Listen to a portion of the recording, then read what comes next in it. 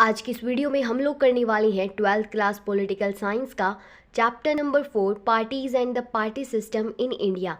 पहले इस चैप्टर का नाम था era of one party dominance और अब इसका नाम चेंज हो चुका है। तो चलिए फिर बिना किसी देरी के वीडियो शुरू करती हैं।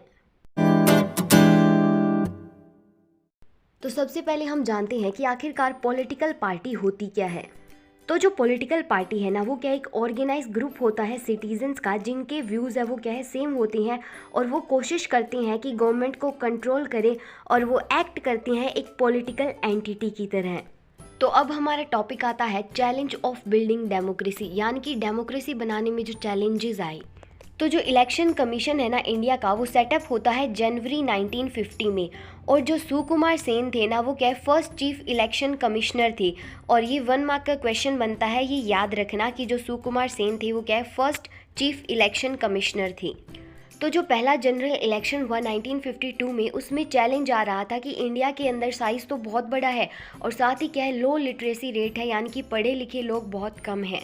लेकिन इन सब चैलेंजेस के बाद भी जो इलेक्शन हुआ 1952 का, वो क्या है सक्सेसफुल रहा।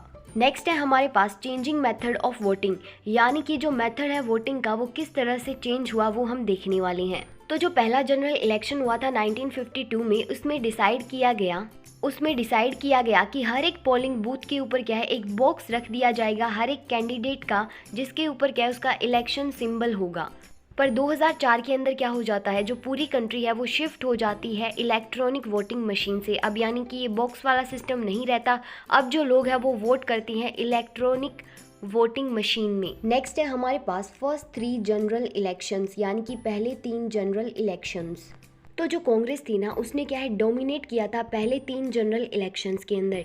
और कांग्रेस के अंदर क्या है बहुत सारे पॉपुलर फेसेस भी थे, जैसे कि जवाहरलाल नेहरू, सी राजागोपालाचारी, वल्लभ भाई पटेल और भी बहुत सारे पॉपुलर लीडर्स थे।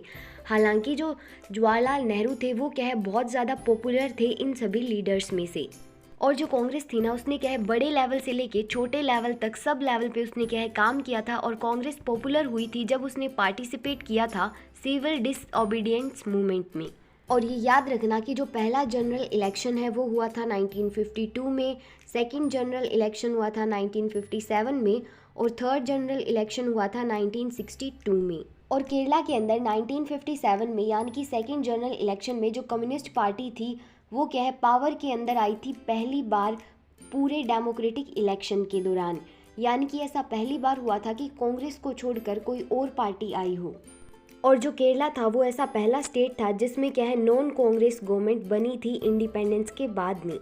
अब आता है हमारे पास नेचर ऑफ कांग्रेस डोमिनेंस, यानी कि किस तरह से जो कांग्रेस है वो अपना प्रभाव बनाया करती थी या उसने प्रभाव बना के रखा था कंट्री के ऊपर। तो पहला पॉइंट है कि जो डोमिनेंस था ना कांग्रेस पार्टी का, वो क्या एक डेमोक्रेटिक कंडीशन के अंदर ही था। यानी कि ऐसा नहीं है कि जो कांग्रेस थी वो डेमोक्रेसी को भंग करके अपना डोमिनेंस जमा रही थी, तो ऐसा कांग्रेस बिल्कुल नहीं कर रही थी।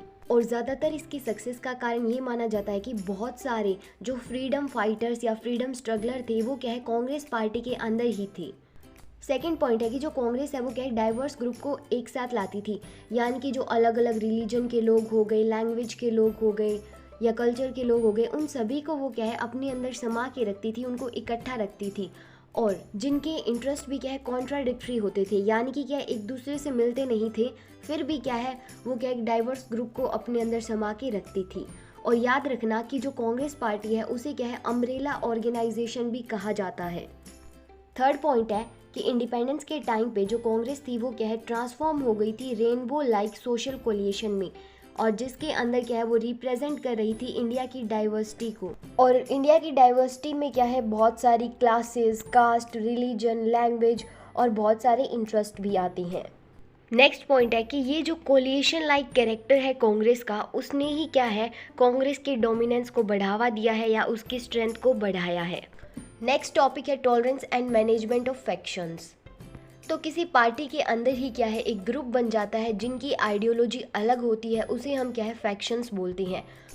कई बार तो क्या होता है ना, ये फैक्शन है वो आइडियोलॉजी के बेस पे बनते हैं, लेकिन कई बार ऐसा भी होती है ये जो फैक्शंस है वो क्या है अपनी खुद की पर्सनल रीजंस की वजह से भी बन जाती हैं या उनका पर्सनल कोई मकसद हो। और साथ ही क्या है कई बार ये फैक्शन पार्टी के अंदर आपसी दुश्मनी हो जाती है उससे भी बन जाते हैं। तो जो कांग्रेस पार्टी का कोलिशन नेचर है, यानी कि सबको इकट्ठा रखने का जो नेचर है, उसने भी क्या है बहुत सारे फैक्शंस को टॉलरेट किया है और असल में क्या है इसने बहुत सारे फैक्शंस को बढ़ावा भी दिया है। नेक्स्ट टॉपिक आता है हमारे पास एमरजेंस ऑफ अपोजिशन पार्टीज़, यानी कि पहले हमने देखा कि कांग्रेस पार्टी ही क्या है डोमिनेट कर रही थी, लेकिन अब ऐसा नहीं था, बहुत सारी अपोजिशन पार्टीज़ भी क्या है उभर कर सामने आने लगी थी। फर्स्ट पॉइंट है कि जो आज की नॉन कांग्रेस पार्टीज़ हैं उनकी जो रूट्स है वो मानी जाती है कि जो अपोजिशन पार्टीज़ थी 1950s के अंदर उनसे ही रिलेटेड है। नेक्स्ट पॉइंट है कि ये जो अपोजिशन पार्टी है वो क्या है पॉलिसीज़ को कायम रखने के लिए उसको क्या है क्रिटिसाइज़ करती है, उसके अंदर कमियां निकालती हैं, और जिस तरीके से कांग्रेस क्या है काम करती है उसको भी वो क्या है क्रिटिसाइज़ करती है। और ये जो अपोजिशन पार्टीज़ है वो क्या है रूलिंग पार्टी को अंडर चेक रखती हैं, यानी कि क्या है कंट्रोल करके रखती हैं, और जो रूलिंग पार्टी है उसको भी क्या है डर बना रहता है कि अगर अच्छे से काम नहीं किया तो हो सकता है अपोजिशन पार्टी क्या है अब की बार पावर में आ जाए। और इस अपोजिशन पार्टी की वजह से ही जो बैलेंस ऑफ पावर था कांग्रेस के अंदर वो भी क्या है चेंज हो गया था। तो अब हम कुछ पार्टीज़ के बारे में पढ़ने वाले हैं। पहली हमारी पार्टी है सोशलिस्ट पार्टी। तो जो द कांग्रेस सोशलिस्ट पार्टी है जिसे हम CSP भी कहते हैं वो क्या है कांग्रेस से ही अलग होकर बनी थी 1934 के अंदर। और ये जो ग्रुप था वो था यंग लीडर्स का, जो कि चाहते थे कि जो कांग्रेस है वो और ज़्यादा रेडिकल और एग्लिटेरियन हो जाए, यानी कि एक तो कांग्रेस में क्या है चेंजेस की ज़रूरत है और साथ ही क्या है ये क्या है अपने लोगों को एक समान समझे। नेक्स्ट पॉइंट है कि 1948 के अंदर जो कांग्रेस है उसने क्या अपने कॉन्स्टिट्यूशन के अंदर सुधार किए ताकि वो क्या है प्रिवेंट कर सके मेंबर्स को डुअल पार्टी मेंबरशिप से, यानी कि क्या है एक मेंबर क्या है दो पार्टीज़ में नहीं हो सकता, ऐसा उसने क्या है सुधार किया था अपने कॉन्स्टिट्यूशन में। और जिस वजह से जो सोशलिस्ट पार्टी थी वो क्या है अलग हो गई थी कांग्रेस से 1948 के अंदर, यानी कि वो 1934 के अंदर बनी तो थी लेकिन कांग्रेस के अंदर ही बनी थी, लेकिन ये फाइनली अलग कब हो गई थी, ये अलग हो गई थी 1948 में। थर्ड पॉइंट है कि इस पार्टी वाले मेंबर्स थे वो क्रिटिसाइज करते थे कांग्रेस को कि वो क्या है फेवर करते हैं कैपिटलिस्ट और लैंडलॉर्ड्स को। कैपिटलिस्ट यानी कि जो USA वाली आइडियोलॉजी थी उसे क्या है वो फेवर करते हैं और साथ ही क्या है वो लैंडलॉर्ड्स को फेवर करती हैं। और इनका ये भी कहना था कि जो कांग्रेस है वो क्या है इग्नोर करती है वर्कर्स और पीजेंट को, यानी कि जो छोटे मोटे किसान और वर्कर है उसे वो क्या है इग्नोर कर रही है। अब आती है हमारे पास कम्युनिस्ट पार्टी ऑफ इंडिया, जिसे हम क्या है CPI के नाम से जानते हैं। तो पहला पॉइंट है कि जो अर्ली 1920s का समय था ना, तो जो कम्युनिस्ट ग्रुप है अलग अलग पार्ट्स के इंडिया के वो क्या है इकट्ठे आते हैं और इनकी जो इंस्पिरेशन बनती है वो बनती है बोल्शेविक रेवोल्यूशन जो रशिया के अंदर हुआ था। तो सेकंड पॉइंट है कि 1951 के अंदर जो कम्युनिस्ट पार्टी है वो क्या है जो रास्ता होता है वॉयलेंट रेवोल्यूशन का उसे छोड़ देती है और डिसाइड करती है कि जो जनरल इलेक्शन आने वाले हैं उसमें क्या है पार्टिसिपेट करेंगी। थर्ड पॉइंट है कि जो AK गोपालन, S.A. Dangi, EMS नाबूद्रीपद, PC Joshi, Ajay Ghosh और जो P. सौंदर्य थे वो क्या है नोटेबल लीडर्स थे CPI के। नोटेबल का मतलब होता है ध्यान देने योग्य, यानी कि ऐसे लीडर्स जो बहुत ज़्यादा फेमस थे जिन पे बहुत ज़्यादा ध्यान गया था CPI के अंदर। नेक्स्ट आती है हमारे पास भारतीय जनसंघ पार्टी, जिसे हम क्या है BJS भी कहते हैं। तो ये जो भारतीय जनसंघ पार्टी थी वो क्या है फॉर्म हुई थी 1951 के अंदर और जो श्याम प्रसाद मुखर्जी है वो इसके क्या फाउंडर प्रेसिडेंट माने जाते हैं। और ये जो BJS पार्टी थी ना, इसने जोर दिया था कि आइडिया हो वन कंट्री वन कल्चर और वन नेशन का। और ये क्या चाहती थी जो कंट्री है वो क्या है मॉडर्न हो जाए, प्रोग्रेस करे और इसका क्या है स्ट्रॉन्ग बेस हो इंडियन कल्चर और ट्रेडिशन का। नेक्स्ट पार्टी है हमारे पास स्वतंत्र पार्टी, और ये जो स्वतंत्र पार्टी है ना वो फॉर्म हुई थी अगस्त 1959 के अंदर। और ये जो स्वतंत्र पार्टी थी ना वो बनाई थी ओल्ड कांग्रेस मैन ने, यानी कि जो पुराने कांग्रेस के मेंबर थे उन्होंने बनाई थी, जैसे कि C. Rajagopalachari, KM Munshi, NG रंगा और मीनो मसानी। सेकेंड पॉइंट है कि ये जो पार्टी है इसकी क्या क्रिटिकल डेवलपमेंट स्ट्रैटेजी थी, जिसके अंदर क्या है ये चाहती थी स्टेट इंटरवेंशन हो, यानी कि स्टेट क्या है इंटरफेयर करे इकोनॉमी में, सेंट्रलाइज प्लानिंग में, नेशनलाइजेशन में और पब्लिक सेक्टर में। और ये जो पार्टी है वो क्या फेवर किया करती थी कि जो फ्री प्राइवेट सेक्टर है उनको बढ़ावा दिया जाए। तो अब बारी आती है हमारे एडिड टॉपिक्स की, जिन्हें हमें नहीं छोड़ना है, जो इस बार ऐड हुई है। तो पहला टॉपिक है हमारा बाई पार्टी सिस्टम। तो जो इंडिया है वो बहुत ही बड़ी और डाइवर्सिफाई कंट्री है, जिसके अंदर क्या है बहुत सारे कल्चर है, रिलीजन है, लैंग्वेज है, यानी कि और भी बहुत कुछ है। तो इंडिपेंडेंस के टाइम से ही क्या है यहाँ पे क्या है एक पार्टी है आईएनसी, इंडियन नेशनल कांग्रेस, जो क्या है इंडियन पॉलिटिकल सिस्टम को होल्ड करके रखी है। और इस पार्टी के बाद में क्या है बहुत सारी पार्टीज आई हैं जिसने क्या है इम्पोर्टेंट रोल प्ले किया है पॉलिटिकल सिस्टम में।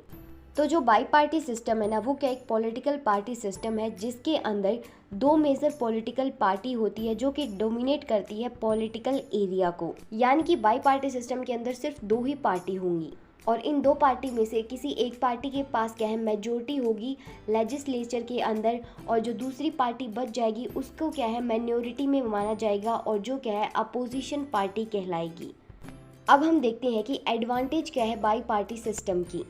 पहला पॉइंट है कि ये क्या है किसी कंट्री की हेल्प करती है आगे बढ़ने में बहुत सारे आइडियाज़ के साथ, जो कि क्या है हेल्प करता है कॉम्प्लेक्स पॉलिसीज़ को रिसॉल्व करने के लिए। सेकंड पॉइंट है कि ये क्या है हेल्प करता है कि इंडिविजुअल की, ताकि वो क्या अपना व्यू पॉइंट रख सके अपनी कंट्री के बारे में, जो कि क्या है उसकी पूरी डेवलपमेंट के लिए हेल्पफुल हो। थर्ड पॉइंट है कि ये क्या है पार्टीज़ को अलो करता है हेल्दी डिस्कशन में, यानी कि दो ही पार्टी होगी तो ज़्यादा लड़ाई झगड़ा एक कंट्री के अंदर नहीं होगा। और ये जो बाई पार्टी सिस्टम है वो क्या है अलो करता है कि वो क्या है ओवरऑल स्ट्रैटेजी को दोबारा से सोचे, जो स्ट्रैटेजी क्या है यूज़ करते हैं इंडिविजुअल पार्टी के अंदर और पूरी पार्टी ही उस स्ट्रैटेजी को क्या है यूज़ करती है। नेक्स्ट पॉइंट है कि ये क्या है ऐसे इश्यूज़ को रिसॉल्व करती है जो कि क्या एक कंट्री और उसके लोग फेस कर रहे हैं। नेक्स्ट पॉइंट है कि ये क्या है इक्वल चांस देता है सभी मेंबर्स को, और जो मेंबर्स इसके अंदर पार्टिसिपेट कर रहे हैं उसको क्या है ये पावर भी देता है। नेक्स्ट पॉइंट है कि ये क्या है अलो करता है अपने पार्टिसिपेंट को कि वो क्या है गवर्न कर सके, यानी कि सिस्टम को चला सके, और पार्टिसिपेंट को क्या है फ्रीडम पाने के लिए बहुत सारी चॉइसेस भी देता है। तो देखो जिस चीज़ की एडवांटेज होती है उसकी डिसएडवांटेज भी तो होती है ना, तो अब हम देखने वाले हैं disadvantage of bi party system. तो जो पूरा सिस्टम है ना वो क्या है डिपेंड करता है रिप्रेजेंटेटिव के नंबर्स पे, जो कि क्या है इलेक्टेड होने वाले हैं। तो ये जो सिस्टम है ना वो क्या है रिस्ट्रिक्ट कर देता है वोटर्स की चॉइस को, क्योंकि जो वोट होता है ना वो क्या है किसी पार्टी के पास ही जाता है, किसी इंडिविजुअल को वो वोट नहीं जाता। और जो बाई पार्टी सिस्टम है ना वो लोगों को अलो नहीं करता कि वो क्या है एक सही पार्टिसिपेंट को चूज़ करें, लेकिन वो ऐसा नहीं कर सकते क्योंकि उन्हें क्या है सिर्फ दो पार्टी में से किसी एक पार्टी को ही वोट देना होता है। पहला पॉइंट है कि जो पॉलिटिकल पार्टी रिप्रेजेंट कर रही है इलेक्शन के अंदर वो मैटर नहीं करता, लेकिन जो रिप्रेजेंटेटिव की क्वालिटी है वो क्या है मैटर करता है, जो कि इलेक्ट होने वाला है। तो ये क्या है इसकी बहुत बड़ी डिसएडवांटेज है। सेकंड पॉइंट है कि ये जो सिस्टम है वो सिर्फ क्या है कैंडिडेट की जो अस्पष्टता है उसको क्या है बढ़ावा देता है, जो कि पार्टिसिपेट करता है इलेक्शन और इन्वॉल्व रहता है किसी भी पार्टी के अंदर, उसके सिर्फ क्या है वो अस्पष्टता को ही बढ़ाता है। और ये जो बाई पार्टी सिस्टम है वो क्या है एंश्योर नहीं करता क्वालिटी ग्रुप इंडिविजुअल्स का। नेक्स्ट टॉपिक है हमारा मल्टी पार्टी कोलिएशन सिस्टम। तो जो मल्टी पार्टी सिस्टम है ना वो क्या एक पॉलिटिकल सिस्टम है जिसके अंदर बहुत सारी पॉलिटिकल पार्टीज़ क्या है compete करती है एक दूसरे से पावर के लिए, और जो गवर्नमेंट बनती है वो बनती है कोलिएशन से या फिर कॉम्बिनेशन से बहुत सारी पार्टीज़ के, और सबके पास क्या है कैपेसिटी होती है गवर्नमेंट ऑफिसेस को कंट्रोल करने के लिए।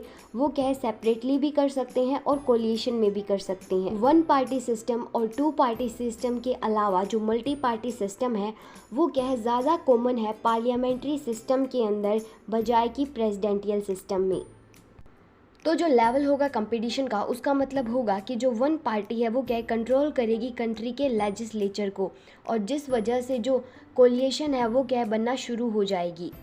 और ये जो सिस्टम है वो क्या है उन कंट्रीज़ में ज़्यादा कॉमन है जो यूज़ करती है प्रोपोर्शनल रिप्रेजेंटेशन का, और इन कंट्रीज़ में कम है जो यूज़ करती है first past the post elections का। तो यहाँ पे क्या है कुछ एक कंट्रीज़ के नाम है जिसके अंदर जो मल्टी पार्टी सिस्टम है वो बहुत ज़्यादा इफ़ेक्टिवली रन कर रहा है। तो कुछ एक कंट्रीज़ के नाम है जैसे Argentina, Armenia, Belgium, Brazil, Denmark, Finland, France, Germany, Iceland, Indonesia, Netherlands, New Zealand, Norway, Philippines, Poland, Sweden, Tunisia, Ukraine. आप इनमें से कुछ एक कंट्रीज़ के नाम याद कर लेना, सारे याद करने की ज़रूरत नहीं है। तो इन सभी कंट्रीज़ के पास क्या है कोई भी सिंगल पार्टी ऐसी नहीं है जिसके पास पार्लियामेंट्री मेजोरिटी हो। उसकी बजाय यहाँ पे क्या है, एक मल्टी पॉलिटिकल पार्टीज़ है जो कि क्या है, कोलिएशन से बनी हुई है। और कोलिएशन गवर्नमेंट का मतलब आपको पता होगा कि जब 2 या 3 पार्टीज़ क्या हैं, कोऑपरेट करती है गवर्नमेंट बनाने के लिए, उसे हम क्या है, कोलिएशन गवर्नमेंट कहते हैं, यानी कि गठबंधन सरकार। तो यहीं पर होता है आपका चैप्टर ख़त्म एडिट टॉपिक के साथ। आपको कमेंट किए बगैर तो यहाँ से जाना ही नहीं है। कमेंट करके बताना कि आपको वीडियो कैसी लगी। और हाँ, इसके इम्पोर्टेंट और एनसीईआरटी क्वेश्चंस भी जल्द ही आने वाले हैं या आ चुके होंगे, तो उन्हें चेकआउट करना बिल्कुल मत भूलना।